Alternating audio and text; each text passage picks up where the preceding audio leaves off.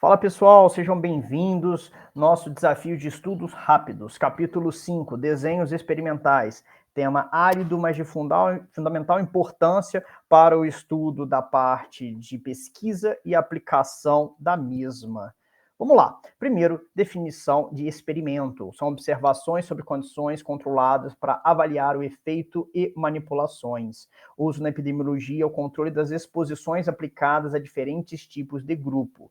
Já o ensaio clínico controlado tem o objetivo de tentar trazer uma intervenção e observar a sua resposta, seja comparado à sua evolução naturalística ou uma evolução já com outro tratamento, outra intervenção já clássica.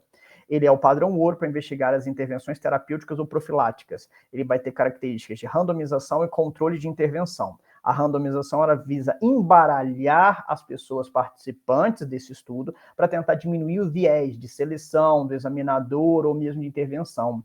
O objetivo vai criar grupos que são comparáveis, mas que a gente tenta diminuir um pouco a nossa ânsia de um determinado resultado ou a influência de outros fatores que não a intervenção. O histórico, o estudo de Medical in Council sobre streptomicina foi um dos precursores da utilização da randomização. Estratégias e procedimentos são elaborações e conduções, interpretações de resultados que possam trazer avanço no nosso tratamento. Exemplos de intervenção ineficaz, como, por exemplo, o caso de Walter Wintet, que o tratamento para enxaqueca foi demonstrado uma completa falácia científica. Ele pontuava que colocar um pouco de pano, um esparadrapo, uma gaze, numa região específica da cabeça, diminuía a enxaqueca. E a partir do desenho do estudo que ele fez, ele conseguiu trazer esse resultado, mas era um desenho que era totalmente falacioso, o que a gente até chama da pseudociência das armadilhas da interpretação. Regressão à média são variações naturais que podem parecer mudanças reais, como, por exemplo, a intervenção de um antidepressivo hipotético que a gente inicia o nosso paciente que buscou no momento de maior gravidade.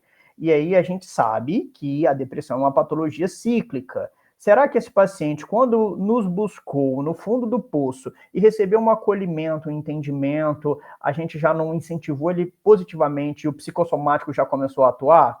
Ou até se a gente ignorar isso, será que se ele não tivesse intervenção nenhuma, ele já não teria um pouco da influência cíclica dessa doença? Então, qual que foi o grau de impacto positivo que essa medicação teve no nosso paciente? Então, por isso que a gente tem que ter uma certa parcimônia sobre essas regressões à média, porque quando a gente introduzir a medicação, essa regressão ela tem que ser menor do que o esperado, porque um pouco, às vezes, ela vai surgir sim, isso tem que estar em foco quando a gente está fazendo a avaliação da nossa abordagem. Isso falando sobre pesquisa. E aí a gente tem que refletir sobre as causalidades, né? O que gerou de fator causal da melhora? Foi a nossa intervenção ou foi fatores que a gente não teve controle? Ou mesmo se teve, passou desapercebido? Devemos tentar evitar as percepções enganosas, então a gente tem que tentar tirar a aleatoriedade, né? A gente deve ter que ter um controle rigoroso frente à seleção e intervenção, trazendo, inclusive, né, a forma de estudo de desenvolvimento mais refinado que a gente pode citar, que são os medicamentos. Que, primeiramente, esse remédio ele não pode ser tóxico para o nosso organismo. Então, a gente, na primeira fase, que depois que desenvolveu uma molécula teórica, vai ter que ter a aplicação em organismos saudáveis e controlados para tentar observar se ele vai ter alguma toxicidade. Depois disso, aqui a gente vai ter um estudo para tentar observar em organismos que tenham que ter uma reação que está incorreta, se o remédio de fato ele vai ser benéfico e seguro para quem não é saudável. E para depois começar os estudos controlados propriamente ditos, com populações que de fato vão receber essa medicação, comparado com outra medicação já existente, que já está bem fundamentada no mercado. E os controles ativos da intervenção, né, as diferenças com os estudos observacionais, que é o estudo observacional, eu só observo a evolução, então é o melhor estudo para a história natural da doença, mas não é o melhor estudo como, por exemplo, a nossa desenvolvimento de um medicamento. A randomização nos estudos controles é a regra, né? Até para a gente tentar evitar diversos tipos de vieses e garantindo um grupo que pode ser comparável entre si. Alguns métodos que a gente pode citar, simples, por blocos, estratificado, adaptativa, não vou entrar no mérito, até porque o objetivo é ser um resumo rápido. O ocultamento é para evitar as manipulações. Então, a pessoa não sabe qual o grupo que ele faz parte. Às vezes nem o examinador, às vezes nem quem vai analisar o dado. Mas quanto mais mascaramentos a gente tem, mais complexo fica a análise e mais caro também. Tipos, né? Duplo cego, simples cego, triplo cegos, estudos abertos. A complexidade e custo. Quanto mais complexo, maior vai ser o custo. Desenhos básicos, né, podemos citar os grupos paralelos, são comparações de desfechos entre grupos independentes, o fatorial, que é os efeitos individuais e interações de tratamento, o crossover, que o paciente ele serve como seu próprio controle. As medidas de efeito, podemos citar as variáveis quantitativas e qualitativas, né, podendo ser categóricas, ordinais, contínuas ou discretas. Os riscos relativos, a gente pode calcular a partir do RAR, o MTT, o HR, o AR, diferença entre médias. Os intervalos de confiança, geralmente estabelecido com a significância de 0,05, né? Quem tem costume de pesquisa ou artigo científico já está ambientado sobre isso. Quem não tem, sugiro que dê uma lida. A importância de precisão do tamanho da amostra, né? Então, quanto maior a amostra, né, menor vai ser a variação, até por conta da gente quebrar um pouco as distorções e perdas, né, de 1, 2, 3 indivíduos. Um IC amplo versus estrito, ele tem importância para o impacto do tamanho amostral e na precisão. Então, quanto mais eu tolero o intervalo de confiança grande, menor precisa ser meu grupo de pesquisa. Testes de hipóteses, né? Então, é o nível de significância, qual que é o limite de probabilidade de erro que eu aceito no meu artigo, na minha pesquisa.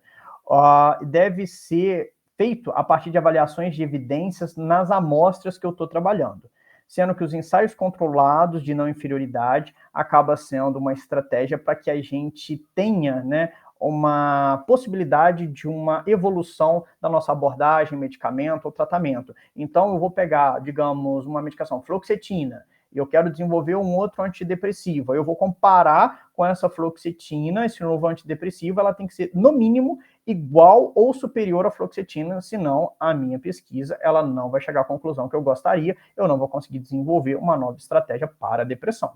E aí o objetivo é demonstrar que o novo tratamento não é menos eficaz, que ele é pelo menos equiparado ao tratamento clássico. É importante até para a gente estar fechando, né, sobre as informações desse capítulo, a perda de segmento. Um método que pode ser utilizado é o LOCF, que ele tem uma limitação estratégica para situações em que não há tanta variância em cada passo do estudo, porque ele vai pegar e vai replicar a última análise feita com o estudo completo, duplicando isso para aqueles agentes faltosos, né? Se tiver variações muito bruscas de cada etapa, vai gerar distorções e o estudo vai acabar não chegando à conclusão que a gente precisa. Podemos citar a não adesão ao protocolo, né? Então a gente vai avaliar somente aqueles pacientes que conseguiram de fato, né, aderir ao protocolo completo. Análise por intenção de tratamento, mesmo que o paciente tenha abandonado ou tratado de outra forma, vai analisar os grupos, né, de forma ao que eles foram colocados, né, da intenção de tratamento, mas tanto um quanto o outro acaba tendo vieses e pode, às vezes, prejudicar um pouco as nossas conclusões. Isso, então, vai depender muito do objetivo e o que a gente está disposto a perder. A gente está disposto a perder randomização ou está disposto a perder alguns dados? Então, alguns dados, o LORC acaba sendo melhor, né? Agora, eu não quero perder a randomização, não adesão à análise por intenção pode ser mais relevante. Ensaios clínicos explanatórios e pragmáticos, né, as principais diferenças, uma é que é a condição ideal e o outro é a condição real, pragmática é uma condição mais real. Tem diversas limitações nesses ensaios clínicos em psiquiatria, até porque muito do que a gente evolui da psiquiatria acaba vindo também da somática. Então, só o ato da conversa, do acolhimento, da confiança, já começa a trazer alguma melhora. Não que a medicação não tenha sua boa indicação, né? A medicação ela vai fazer uma grande diferença nos casos moderados a grave, mas o cuidado, ainda mais falando da psiquiatria, cura e faz toda a diferença. Bom, o recado que eu queria dar é esse. Agradeço muito a presença de todos vocês. Curtem, comentem, compartilhem.